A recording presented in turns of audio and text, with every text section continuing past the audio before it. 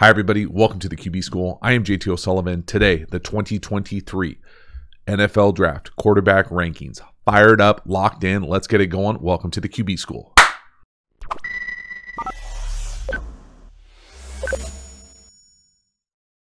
Before we dive into the video, quick mention of the Quarterback School Patreon community. This group is the foundation, the bedrock of this channel. So if you're looking to support the channel, if you want even more Quarterback School content, you will love the Quarterback School Patreon community. Hop over there, join, become a member. I appreciate the support. As for this video, we are jumping right into it. Now, normally on this annual video that I really dread doing, let's be honest, for a number of different reasons, I usually put a bunch of guardrails and kind of limitations on how I come at this and the expectations for it and what it is. In reality, if you care, go back and watch one of the previous videos for a more in-depth kind of take on that. At the end of the day, this is not a mock draft. This is the order that I personally would draft these quarterbacks. So it's not saying, hey, this team is going to take it in the third round, second slot, or the first round. I don't care anything about that. That's not really what I do. This is, we watch film of quarterbacks here. This is my opinion of the output of watching and analyzing that film. Every film that I've watched on the All-22, I have shared on this channel or on the Quarterback School Patreon community. So most of this shouldn't hit you as a surprise, especially if you're a patron. That being said, let's jump right into it. I'm going to kind of chunk these this year. So we're going to go 1 through 5 and then 5 through the bottom of the list. To start, Bryce Young, number 1. Number 2, CJ Stroud. Number 3, Anthony Richardson. Number 4, Will Levis. Number 5, Hendon Hooker. So now let's go back through there a little bit slower, just kind of talk through each one of these. For me, Bryce Young, CJ Stroud, a little bit different this year. I usually say, and I think I even said it earlier talking, this is based on just the film that I have. In reality, not true with these two. Saw these two throw side by side at the Elite 11 the summer of 2022. Don't know them at all, but just saw them throw side by side in kind of this, competition drill. Not side by side. They warmed up with each other, then they threw kind of back to back. So could kind of compare, contrast right next to them. So pretty unique situation in that regard. That most of this, a lot of this, kind of deciding 1 and 2 is based on that day. Okay, so I think it's really worth reiterating the limitations of what the hell that means. They're basically not in pads, not playing real football, just throwing in person. Maybe CJ Stroud had a rough day. Maybe Bryce Young had his best day ever. I don't know. But watching it, I came away with, it's Bryce Young. I don't care what the film says. I don't care what it looked like. CJ Stroud would have had to play like he did against Georgia every single week for me to think about him surpassing Bryce Young.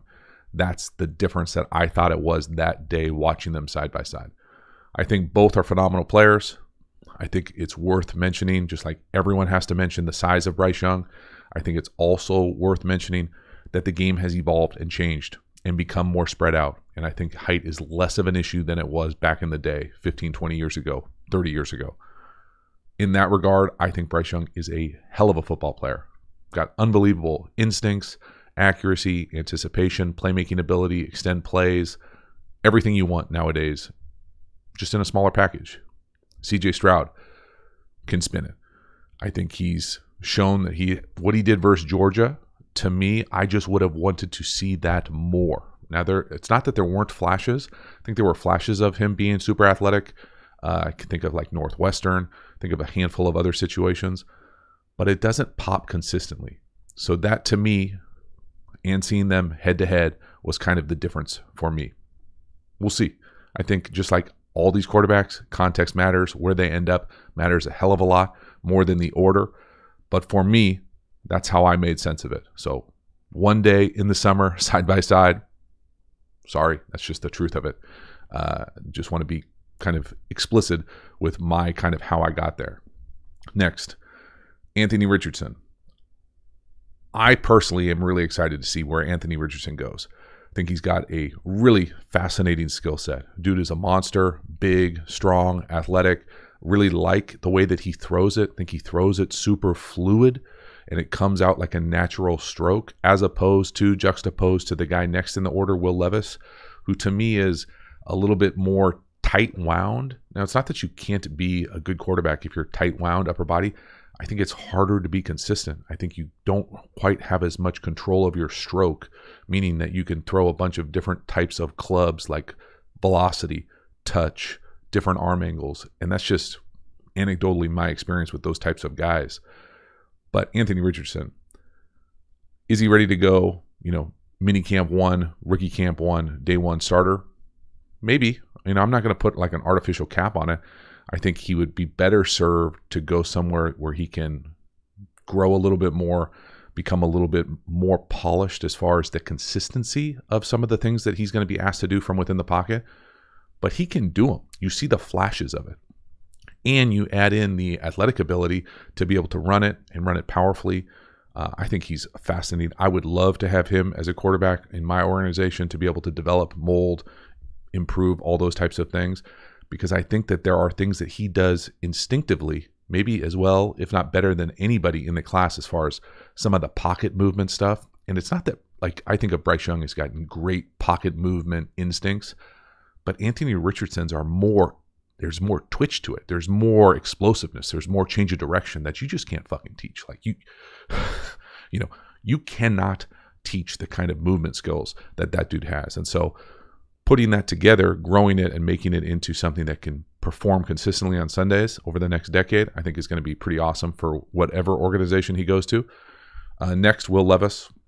I think Will Levis, I've kind of gone all over the place with my kind of journey with watching Will Levis's film. I think at the end of the day, he's got a NFL skill set. I think he showed something that I really value in the analysis that's tough to kind of take away from film sometimes, and this is where it comes into what I do is so incomplete versus what the league does, and the toughness element that he plays with on film. I personally think it jumps off the film. So if he's got multiple injuries and he's going out there and playing in the toughest conference in the world for college football, to me that matters, and that shows his availability. I always joke, I don't know where I stole it from. I stole it from someone, but I even say it to little league teams that I coach. Your best ability is your availability. That matters to me. And so I think Will Levis has shown that already. Now, are there things in his game that I wish he did better? Sure, protect the ball. I don't love seeing guys maybe take dips in their quote-unquote trajectory of improvement, whether that's from injuries, whether that's from systems not being consistent, whether that's from talent around him. I think you can make the argument about all of the above. At the end of the day, I don't love seeing that kind of dip. It's not a disqualifier. That's what circumstance and context matters in this evaluation. But I think it's worth peeling back the layers and say, why the hell did we maybe take a little bit of a step backwards? Was it just injuries? Was it something more? Can we kind of get back and flip the script towards that continuous improvement once we get into the league, which is hard as hell to do? Next, Hendon Hooker. I think Hendon Hooker for me is someone that I really like the film that I could pull apart to say, hey, this looks like it projects to Sundays.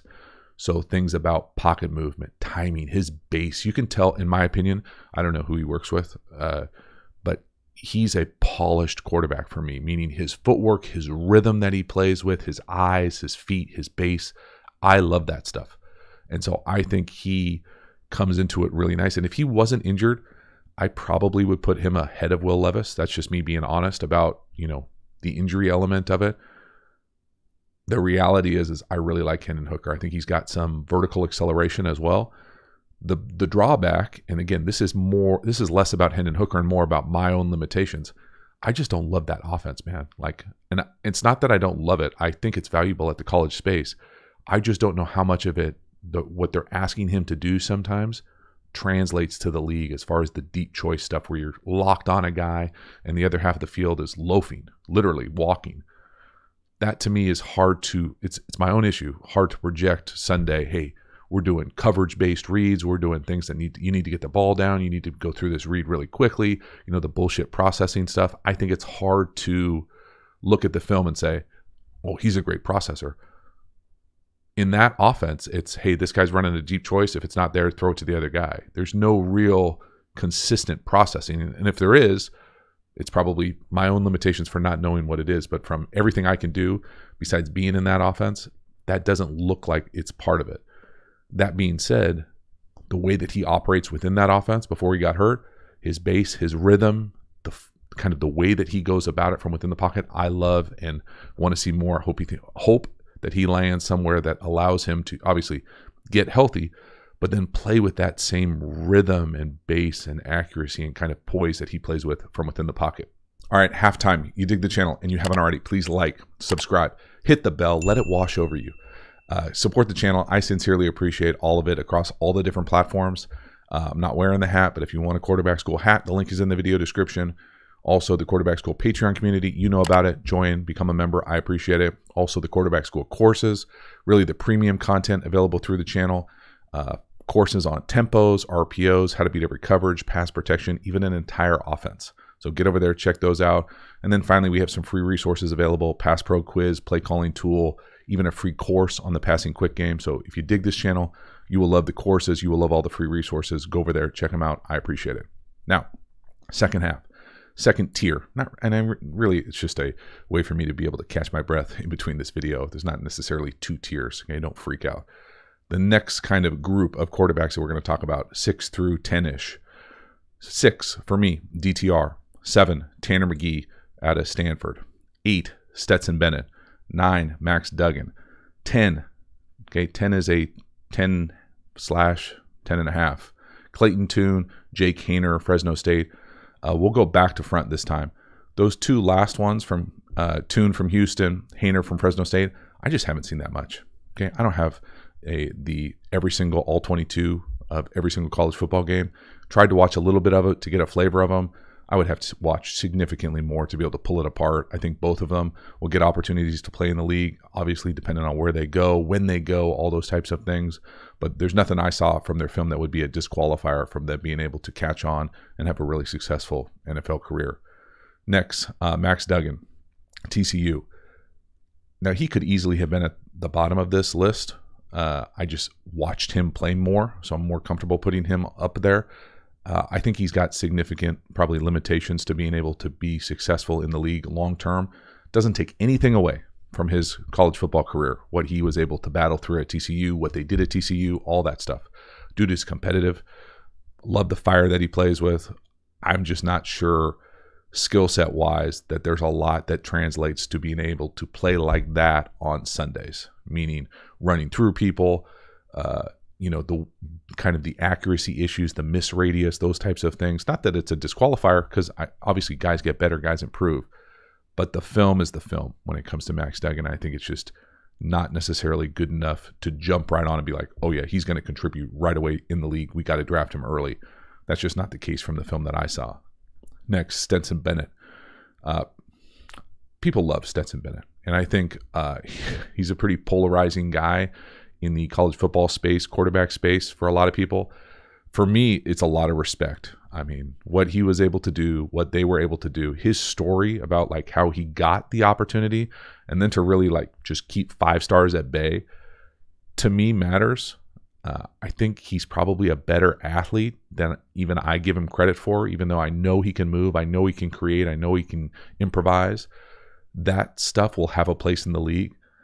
I'm just not sure that the arm talent, the consistency of being able to put the ball where you want, when you want, versus playing against Georgia when you're also Georgia will look the same for Stetson Bennett. I'm not saying he can't do it. Not saying he can't turn in and have a career just like Colt McCoy. That's kind of, I hate comps, but that's immediately what jumped to my mind as far as a guy maybe limited arm-wise, coming from a guy who is severely limited arm-wise. Yeah, I can say this. It's different. It's a different path. And so what that looks like when he all of a sudden, maybe isn't as quick as he's been able to be on the football field, when everybody's fast on an NFL field and you can't kind of change direction and accelerate away from people like you could maybe at Georgia. If he's able to mold and morph and continue to improve, because the other thing about Stetson Bennett for me is I remember, start of season 2021 Stetson Bennett. I think when people are trying to replace him every single week. I also appreciate people who get better over the course of their career and seasons. And so he certainly has, and you have to acknowledge that. All of the above doesn't make me forget what the hell I saw in early 21, but I can acknowledge the fact that the improvement's been impressive. What he's done in college football has been awesome. He's probably going to get a shot, if not a number of shots, to be able to be a quality pro. What does that look like? We'll see. I wouldn't bet against him, that's for sure. Tanner McGee from Stanford coming in at number 7. Again, a guy who's kind of hard for me to get a feel from just because I hate what Stanford was doing. I mean, just a garbage can of crap of offense, in my opinion, this past year. Dated previously before that. Just no soul or identity for me. It's just hard to watch, I'll be honest with you. But Tanner McGee checks a lot of boxes for the league. Big dude, athletic, probably more athletic than his film kind of shows consistently with what they were asking him to do. I thought he made a bunch of NFL-type throws. I'm thinking like throws outside the numbers with contested windows. I'm not thinking of the fastest guys in the world on the Stanford perimeter. So for me, that stuff projects better into the league just with the size, the athletic ability, the arm talent, where he's coming from, those types of things. To me, that's why he's on this list where he is. And then finally, DTR coming in at number 6. I really like his career at UCLA. I think he's played a lot of ball, which for me helps. I think he's shown significant and continuous improvement. I don't think it's the easiest place in the world to play or the easiest guy in the world to play for with Chip Kelly. But what he was able to do kind of as a passer to get better over the course, because I've had the chance to watch him now, over the course of what feels like many years. I don't know if it's the COVID years or if it's just being in Southern California. But I always think that he's gotten better every single season he's played. And so his ability to run it, to create, to be athletic, and the ability of the passer to continue to improve, that's the kind of trajectory that I jump on, that I want to see, that I think has got a chance to continue to get better and better in the league. So just hoping he gets locked in on an organization that believes in him and that will continue to allow him to develop. So when he gets that opportunity to play, he never comes off the field like all these guys. So that is the list. Thank you so much for hanging to the end. I certainly appreciate your support. If I missed someone, if you disagree, hit me in the comments. Let me know. I always appreciate the support and the feedback. Thank you so much for hanging to the end. I will see you next time. Have a good one.